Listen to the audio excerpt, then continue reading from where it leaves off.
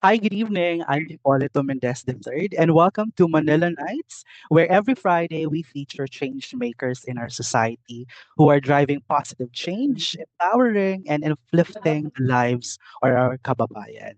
Isa na namang linggo ang natapos. Kumusta po kayo? Salamat sa pakikinig sa unang episode ng Manila Nights. And before we get started, a shout out to my Section C team. Shout out to Sir Eloy, Eileen, Alex, Haren, Anna, Mylene, Sir Nati, and Sir Ronald.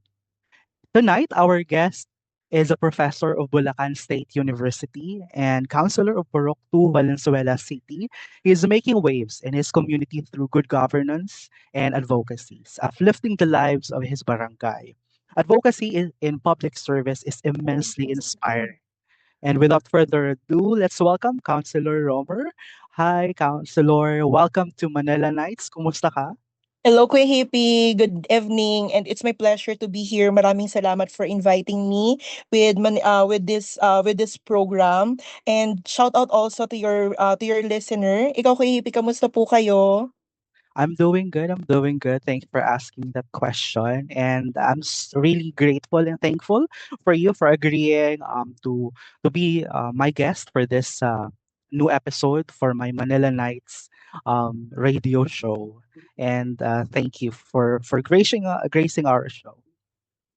And for the information of everybody, Councilor Romer has been an acquaintance and a friend.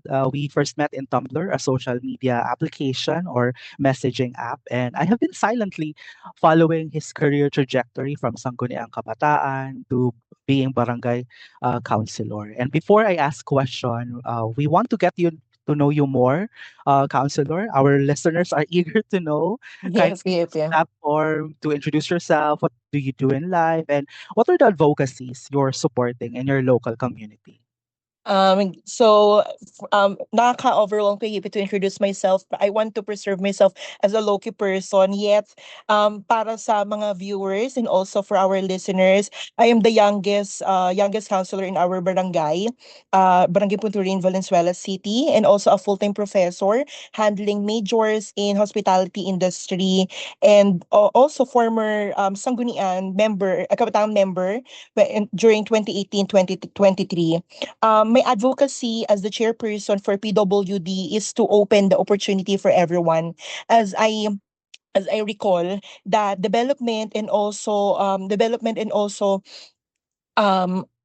development is should we should not left behind everyone.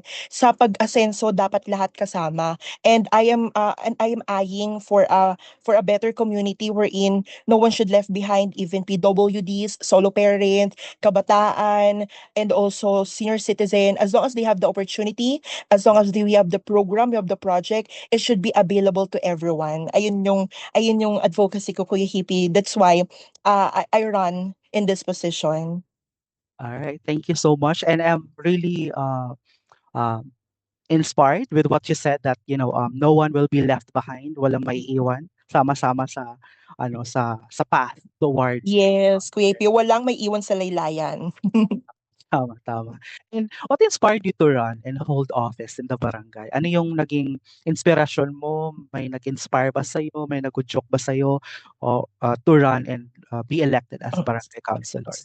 As you said before, Kuya Hippie, we are acquaintance in Tumblr. And for me, in Tumblr community kasi, sobrang creative ng tao eh, no? Very open-minded tayo doon na may mga ideas, may mga nakikita tayo na bago. That's why I want it to be open sa aming community na uh, our community is a big community, our barangay is a big community in Valenzuela. That's why I am inspired to have projects, program na bago at alam kong magagamit ng lahat ng mas maraming tao sa aming barangay. So I was inspired with the innovative projects and programs that other people, other places na meron na sa kanila. Gusto ko meron na rin dito sa aming barangay noon. Mhm. I see, I see. Perfect. Thank you so much for that, counselor. That's really inspiring. And ano ba yung naging turning point na ba't napunta ka sa sa pagiging government worker, sa pagiging elected official? Was there a turning point in your life that led you to serve in your community? Ano yung nakita mo sa komunidad mo na nagbigay sa'yo ng ano, ng inspirasyon na, okay, it's my time now to stand up and serve the community. Yun. Actually, Kuya Hippie, just to give you a background, ang lolo ko, 'di ba po I am living in Valenzuela. So we have here our Dr. Pio Valenzuela. Siya yung po yung aming bayani here in Valenzuela. Nagkataon, Kuya Hippie, that my lolo is a friend of Dr. Pio Valenzuela, which is Teniente Valenzuela, ay Teniente Velilla, Delphine Velilla ang pangalan niya. So it's in our blood. The first kapitan here in our barangay is my lolo, and some of my titos happen to be a counselor too. Pero ako kasi nung panahon na yon ko hippie, I am very instilled sa school. School bahay lang ako nung mga panahon na yon. Kaya the irony of life is talagang nakakaloka. 2 days na nagka-campaign yung SK namin, yet still, hindi pa kumpleto yung slot nila. Nagkataon ko hihipi that a friend of mine told me, uy, ikaw baka gustong mag-SK. Ayoko mag-SK. Hindi naman ako graduate sa barangay natin. Nagkataon lang na may apelyido yung street namin here. And nagkataon din ko hihipi na pumayag ako at wala kaming kalaban. So we won the 2018-2023 Sangguniang Kabataan election. And right after that, dahil isa kami sa pinakamagaling na SK, Kuya Hippie, and one of my SK chairman before is Yusek in DSWD now. Kaya Kuya Hippie, sabi ko, why not I give it a shot to run for a higher position? My barangay needs me. My barangay needs my talents, my thoughts, my ideas, my vision. That's why I try. And Mm, someone, a teacher in our local barangays, sabi niya, try mo, Romer. Kasi mm, paano pagka nanalo lahat ng mga yan at nakita mo na kaya mo. So mm, that will be your greatest multo pagka mm, sa hindi mo trinay. And mute Kuya Hippie, stars aligned for me. mm, Natulog ako, natalo ako, at nagising ako. It's because hindi sila maproklama kasi po ako pala yung pangpito na mm, nakapasok na mm, galing po sa kabilang partido mm, para pa-proclaim as the winner for the elected official for the last election, for the last 2023 election. Ayun, nakakaloka lang, very very magical talaga Kuya Hippie ang nangyari. mm. I see, perfect. And in connection with what you said, counselor, nasabi mo na it is in your blood, to serve the community, yung yung pamilya niyo has history of serving the community. How do you stay motivated when challenges arise? For example, kasi marami, especially this very time na ang Pilipinas nasasadlak sa corruption issues, political dynasty. Marami nagsasabi na madumi sa politika, masalimuot ang pagiging kawani ng gobyerno. Ano masasabi mo dito? How do you differentiate yourself and how do you make yourself as change maker for the society? Ayun nga Kuya Hippie, just like what you said 'no, parang nakakainis kasi nadadawit yung lahat kasi sinabi, naku, na ano, punong-puno ng korapsyon, punong-puno na ng ano, pagnanakaw, 'no, na SK pa lang korapsyon na, barangay kagawad pa lang korapsyon na. But I want this POV to be changed. It's Mm, because there is still hope mm, in our country. There is still a better opportunity with our country. Naka-inspired ko yung hippie that 60% to 65% of mm, our voter as of now is kabataan. Ibig mm, sabihin ko hippie no, bukas na yung mata nila, bukas na bukas na yung naliwanagan na sila that that people na kailangang i-call out should be called out. People should be responsible for whatever they are doing. Kaya Kuya Hippie, I want this eye-opening situation na mas magtuloy-tuloy pa. I want a new breed of leaders coming from our generations na mag-lead pa, no, from different office, from different platforms sa ating bansa. Kasi naniniwala din ako, Kuya Hippie, that we Filipinos deserve more. That we mm, Filipinos are mayaman tayo. mm, Mayaman tayo sa lahat ng resources eh. That's why I know someday that we are in the path of succession na, no? Success na talaga, Kuya Hippie, ang magiging ano ng Pilipinas. Ayun po. Totoo. And then nakaka-inspire to hear such younger generations speak of changing our society, changing the POV of many people about working in the government. Kasi yun talaga yung mainit na paksa ngayon sa Pilipinas, yung corruption, yung Oo. na hinahalal sa ating bansa. And we have seen it in the 2022 elections na dahil sa majority of the voters are youth, and we have seen the biggest, twist sa election, especially sa Senate, na uh, you know youth wanted something, progressive, something new. We wanted to detach ourselves from the old kind of politics. So bilang batang konsehal, counselor sa inyong lugar, ano sa tingin mo yung boses ba ng kabataan sa pagpapatakbo ng gobyerno? Ano yung mga gusto nila ngayon? Um, ano yung nakikita mong vision ng local community mo na pinapamahalaan na ngayon ng new breed of leaders? Ayan. Kuya Hippie, nakakatuwa nga, no? Just like what you said, that we are, the majority of our voters coming from the sectors of youth, no? Alam naman natin, Kuya Hippie, that from the Gen Zs to the millennials, we are very competitive generation, and we are instilled with good quality of education. Kaya, Kuya Hippie, naniniwala po ako, no, na ang boses ng kabataan ay sobrang mahalaga sa pagpapatakbo ng gobyerno. It's because we have different platforms, we have broader ideas, we are very open in collaborating and also in discussing things, no? Kasi Kuya Hippie, naniniwala ako that leading is not only a one man job eh. Mm, Naniniwala ako that you need people, that you need to hear, that you need to immerse, that you need to see what's happening para makagawa ka ng mas epektibo at mas efficient na mga projects and programs. At naniniwala rin ako, Hippie, that the new generations of our new breeds of leaders ay doing that things. mm, Na-inspire tayo kay Mayor Vico, mm, na-inspire tayo sa mga bagong mga congressman, na-inspire tayo sa mga kabataan leaders natin, na hindi tayo takot basagin yung pagiging trapo, hindi tayo takot na i-call out ang dapat i-call out, at hindi tayo takot na na tumigil sa paglaban sa kung ano yung alam nating tama. And I think that's a good manifestation that we are leading to the way of success sa ating gobyerno. totoo. And actually, that's the same inspiration or vision na meron ako in creating this kind of concept of dialogue, of radio magazine program na despite na maraming negative news na nababasa natin from Monday to Friday, corruption, flood control issues, political dynasty, 'di ba? Sobrang negative nila. That's why this radio program is created kasi meron pa din at meron Totoo. pang At least, mga Kuya Hippie, no, they can breathe. mm. TikTok, Facebook, ang dami ng negativity. At least with your radio program, they can breathe. Totoo. Tas may magandang balita pa rin, inspiring change maker in our society who is doing real good in good governance.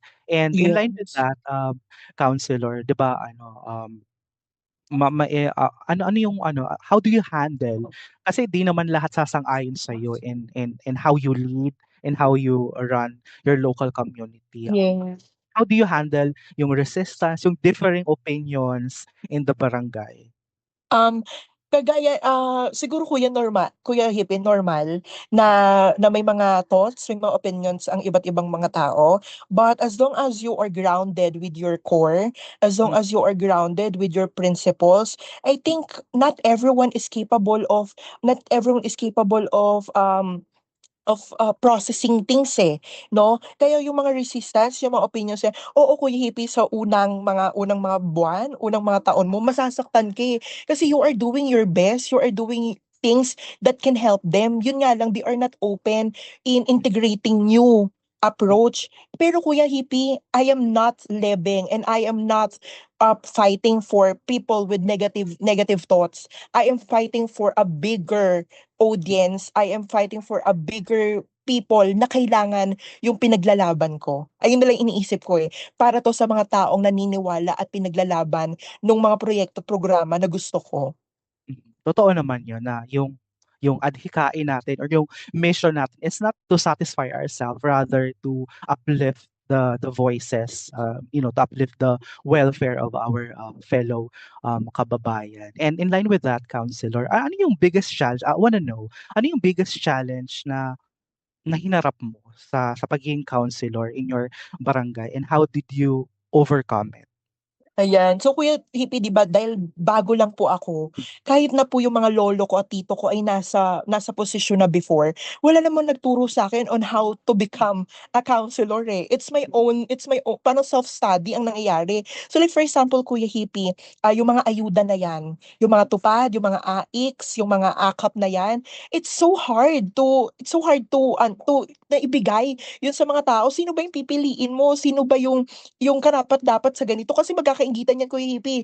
Ay, malakas ka kasi sa barangay, kaya ganyan. Ay, kamag-anak ka kasi, kaya ganyan. But this challenge, Kuya Hippie, nasolusyonan ko siya in digitalizing, in making datas Mm, digital. So like for mm, example, Kuya Hippie, for 'di ba po nagkaroon tayo ng malakas na bagyo, and there is a tupad for mga nasalanta. So, mm, titingnan mo dun sa database mo, sino-sino ba yung mga nasalanta? Sino-sino ba yung mga pumunta sa evacuation center? That's why, kung may nagsabi sa'yo, "Ay, kaya nakuha yan kasi malapit." No. mm, We have data. This information is data driven. Kaya mm, po sila yung nakuha kasi po sila po yung candidate for that mm, certain program or project. And mm, there is there is a project para po sa napapabilang kayong sektor. mm, Ayun na lang yung ayun, Kuya Hippie, mm, yung ginawa ko po, no, na para mas epektibo at less bash at mas mm, maibigay sa mas nangangailangan yung proyekto at programs na mm. ibinibigay po natin. Totoo. And also sa good thing si binanggit mo yung digitalization, kasi yun na yung nagiging norm, na dinidigitalize na lahat na na processes sa gobyerno para mas mapabilis, para mas mailapit yung serbisyo ng barangay at ng pamahalaan sa komunidad. And in line with that, since digitalization, we talk about digitalization, technology, including social media. How was media, example, yung social media, help you amplify your message or your advocacy? Yan, kahit dito, Kuya. Yun nga, so maganda yung sinabi mo about digitalization, technology na nagagamit at nagpapagaan sa workflow processes ng barangay at ng pamahalaan, wherein um, technology really, makes the government, felt by our fellow kababayan. So, ano yung sa tingin mo yung pinakamalaking role ng social media, ng radyo, with this new technology in amplifying your advocacy sa barangay? Ayan. So with the integration of technology, Kuya Hippie, 'no, na majority of our audiences, since pandemic nawala po yung ating TV, nagpunta na tayo lahat sa social media. The dissemination of information is very efficient na po in social media. Mas madali, mas mabilis, at mas klaro at epektibo. In Valenzuela City, Kuya Hippie, we are believing in one-stop shop. Mm, In one stop shop, Kuya Hippie, in our barangay, we have our center, or yung barangay hall namin, Kuya Hippie. Ang tawag po dun ay 3S. um mm, when we say 3S, Kuya Hippie, lahat po ng mm, serbisyo, lahat po ng kailangan ng mga tao ay nandun na. mm, Business permit, police, health center, bayaran ng amilyar, mm, BFP or ambulansya, lahat nandun. That's why we come up with the idea of one-stop shop also in our social media and website.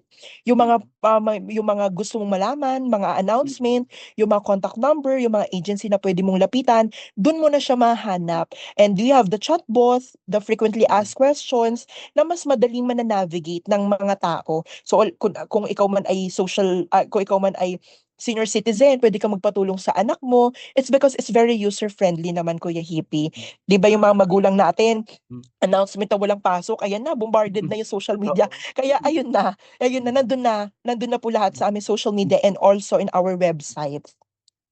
I see. Thank you for that. And Mhm. I'm really glad to hear such, innovation na meron kayo sa barangay kasi it's really, helping people na ilapit palalo yung serbisyo ng barangay at hindi na Totoo po. feel ng mga kababayan natin na parang sobrang layo ng pamahalaan or Totoo, ng Kuya barangay Hippie. sa pag-abot Yes. yung mga basic needs nila.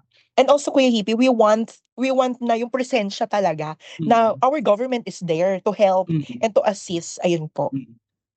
I see. And then also, counselor, ano yung isang mensahe mo para sa mga tao na o what's that one message you wish for more people to understand your work? Kasi maraming hindi nakakaintindi na tumakbo lang yan kasi for self-aggrandizement lang yan. What's one message you wish that more people will understand about the kind of advocacy or work na ginagawa mo? Ayan. So, Kuya Hippie, kasi in our barangay, tayo po, 'di ba family is the first unit, no? Tapos Mm, barangay is the next. I just want people to be reminded that we mm, only have a limited resources, but we mm, have unlimited needs and wants. In mm, our barangay, Kuya Hippie, we only have 54 million pesos a year for us to mm, create a program and projects. Out of this 54 million, mm, 50 to 55% is mandated to be mm, allocated with the services, mm, pambayad po ng mga workers natin. And there is only mm, a small percentage for the different projects and programs. Kaya as much as we want to create as much as we want to create more programs and projects, we have limited resources. That's why, Kuya Hippie, no, yung pinaka-efficient, yung pinaka-timely, yung pinaka-kailangan yung ginagawa at binibigay namin. As much as we want to have financial assistance for scholarship, medical assistance, financial assistance, free check-up, but we can provide this. we are, mm, we are not able to provide this because of the limited resources that we have. That's why we are topping ang maswerte in Valenzuela, Kuya Hippie. We have higher government officials. We have Senator Win Gatchalian as our senator. We have the SWD Secretary Rex Gatchalian that we can ask for help, no, mm, for the building infrastructure, for the medical medical needs that we need, for the educations and so on. Kaya, Kuya Hippie, hindi porket nasa posisyon ay we have the unlimited powers. totoo. Kaya namin at gusto namin pero hindi namin kaya. Hmm, totoo, Ayun. totoo. And I think that's, you explained it well, yung complication na, hindi lahat mabibigyan, we need to, to select kung sino talaga yung mas nangangailangan. Kasi with that particular, question naalala ko kasi hindi naman puwede na dole out lang ang ginagawa ng gobyerno or Totoo. o na parang ano na parang, tatakbo ako sa barangay kasi kailangan ko ng gamot o pahingi ng gamot. I mean, kailangan ko ng ano ng ng pambili ng pagkain, so tatakbo ako sa barangay. So hindi kailangang dole out ng dole out rather we create opportunities for them. Yun nga sabi na yung quote na don't give a man fish rather Fish. him. Teach them. Opo. And since isa ka sa mga younger generations leading and transforming your community, sa mga nakikinig na kabataan ngayon with my show, what advice would you give to someone who wants as well to make a difference, who wants to contribute to making difference in the society? Ayan. So naniniwala ako, Kuya Hippie, no, that we kabataan is more than capable. And naniniwala din ako that in by biblical words that grow where you planted. Mm, Ibig sabihin, no, you don't need position, you don't need to be in government to serve people. If you are in an academe, if you are in a corporate world, if you are as a citizen, you can be a leader in your own by doing things na alam mong tama, by helping more people, by creating opportunities, no? It's because we are there to be a channel of blessings coming from God. Lahat ng dapat nating gawin is to glorify God. Na kaya ka nilagay sa posisyon na yan is to be a vessel of blessing to others. So for all young aspirant leaders who want to lead, Mm, is always mm, live with a purpose, live mm. from your core, and live and fuel your passion. Yun lang ko yung Totoo. And thank you for speaking that gospel truth about, about us being a vessel of graces and mga biyaya. We don't just, and I think yung pagtulong sa kapwa natin, sa komunidad natin, does not need you to have that position. Hindi siya in a poetic way of saying, counselor, hindi siya koronang pinuputol sa kanya. Totoo. Yes, yes, It's Faith. the truth that you want to embody. So thank you for that, and thank you for answering all of my questions. So we're Yes. now on the second part of our interview. So let's break the ice. All right. Yes. So I have here 10 questions for you, 10 fast talk questions. Answer these questions quickly, no explanations. At kung magpapaliwanag sa barangay na ipapaliwanag yan. Yes, Pihipi. Blatter yan. Ayan. All right. So are you ready? Yes, I'm more than ready, Kuya Hippie. All right. Describe barangay in one word. Roots, All as in right. ugat. Morning meeting or evening ronda? Evening ronda, Kuya Hippie. Most used word in council session in your Um, barangay meetings. Programs or projects, I think. Mm, nice. First thing you do when a complaint comes in your barangay. Here, always here, Kuya Hippie. Sino mas active sa inyong barangay? Is it the youth, the senior citizen, millennial, Gen Zs? The youth sector. Biggest challenge in local governance? Corruption. Good governance or good love? Kuya Hippie, can I have both? But for now, sige Kuya Hippie, good governance. Hindi Please. daw pwede. Hindi daw pwede. Isa lang. Pwede piliin. Good governance. One policy you wish everyone understood. Um, if you don't if you don't need it, someone need it. Let's see. Most fulfilling things about public service. Seeing your people smile. All right. And this would be my last question. I am Romer and I am blank.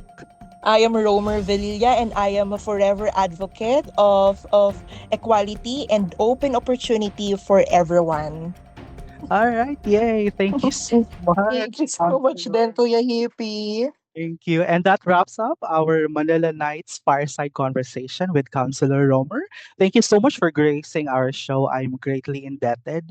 Maraming salamat po sa pagsubaybay sa unang episode ng Manila Nights fireside conversation. Muli, ako po si Polito Mendez III. And being a change maker in our society doesn't require a title, but a heart. As an advocate of development communication, it is not a title that is bestowed upon us. Rather, it is the truth that we embody. Thank you and good night.